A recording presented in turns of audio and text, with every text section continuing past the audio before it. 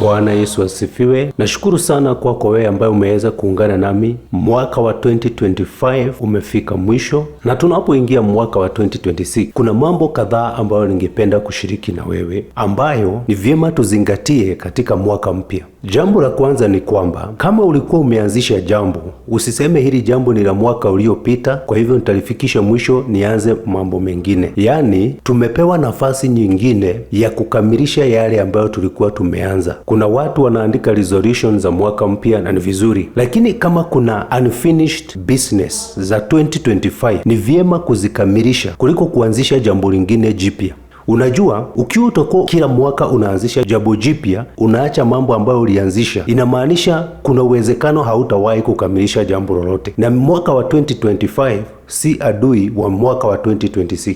Majina 2025 na 2026 ni ya kugawanyisha majira. Otherwise, maisha bado yanaendelea kama kawaida. Kwa hivyo, ni vizuri kukamilisha mambo ambayo ulikuwa umeanza kabla ya kufikiria hata kuanza mambo mengine. Number 2, mwaka unapoanza ni majira mapya yameanza. Na nikwambie, yawezekana majira yatabadilika na mwaka utabadilika. Tuseme sasa hatuko 2025, tuko 2026. Lakini yale mambo ulikuwa unapitia hayatabadilika kwa sababu majira ya Mungu hayaendani na majira ya wanadamu. Kuna majira yetu kama wanadamu, sisi huwa tumeyamark na calendars, na kuna majira ya Mungu kwa kila mwanadamu ambayo ni tofauti kutokana na mwanadamu mwingine.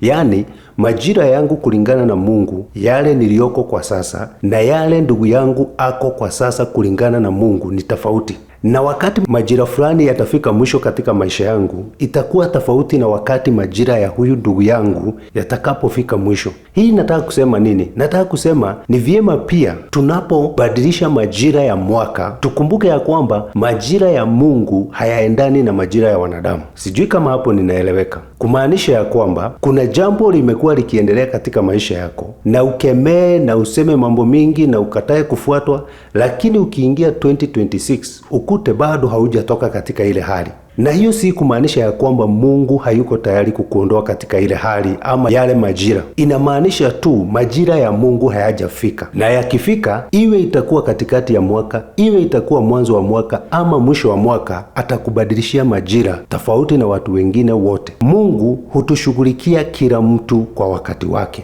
ama kivyake, in a special way. Lingine ni kwamba 2026 katika safari ya imani ni sehemu nyingine ambayo Mungu ametufungulia, safari nyingine mpya. Na katika hii safari ni vyema kufahamu ya kwamba hatuwezi peke yetu, na hivyo ni vizuri kuzingatia mwaka unapoingia mpya, kumwambia Mungu, naomba uniongoze, siwezi peke yangu. Katika Mambo ya Nyakati 20 pale mstari wa 20 sehemu ya pili, maandiko yanasema, mwaminini Bwana Mungu wenu, ndivyo mtakavyothibitika. Waaminini manabii wake, ndivyo mtakavyofanikiwa. Believe in the Lord your God, so you shall ye be established. Believe in his prophets, so shall ye prosper.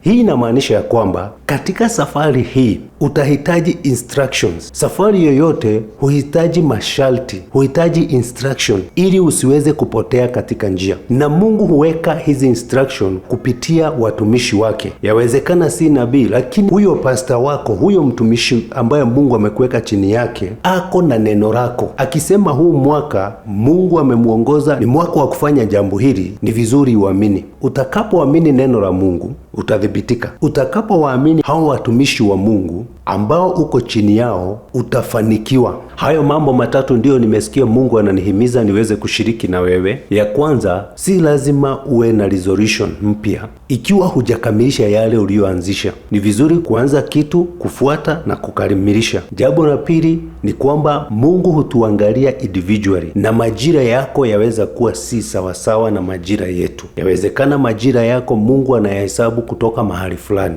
Na ya tatu ni kuelewa ya kwamba majira mapya yanapokuja ni kama ukiwa kwa safari, aidha ulikuwa kwa msitu, ufike sasa mahali fulani ambapo hapafanani na mahali pale umekuwa ukitembelea. Katika safari terrain imebadilika, na hivyo basi inahitaji instruction mpya jinsi utakavyotembea katika yale maeneo. Na hapo ndio tumesema Mungu hupatiana instruction Anaweza kukupatia wewe direct, lakini sana sana hupatia watumishi wake instruction ili waongoze kondoo. Bwana na wabariki sana.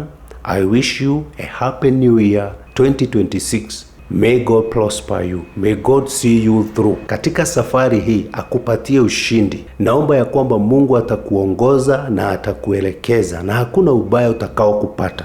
Akuepushe na majaribu yote. Katika majira yoyote unayopitia, Mungu awe nawe, akushindanie. Ni mimi wenu Pius Mwiru Mwaura. Shalom, shalom, shalom. Kama Musa na Waisraeli, tuombe: Bwana tafadhali enda nasi. Hili liwe ni ombi lako siku ya leo.